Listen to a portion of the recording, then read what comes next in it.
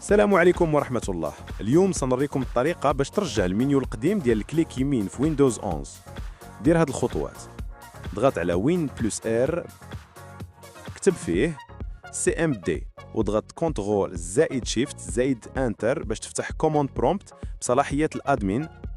من بعد نسخ هاد الامر ولصقه في سي ام دي وضغط انتر. من بعد ما دير الامر عاود شعل البيسي. دابا منين تدير كليك يمين غادي يبان لك المنيو كلاسيك بحال ويندوز 10. باش ترجع المنيو جديد ديال ويندوز 11 الا بغيتي ترجع الامور كيف ما كانت دير نفس الطريقه ولكن بهذا الامر: حل سي ام دي بصلاحيات الادمين، كتب هذا الامر وضغط انتر. من بعد عاود شعل البيسي، غوستارت، وها انت رجعتي للمنيو الجديد ديال ويندوز 11. غادي تلقى هاد جوج ديال الكوموند في صندوق الوصف. للمزيد من المعلومات لا تنسوا الاشتراك وتفعيل جرس الاشعارات ليصل لك الجديد.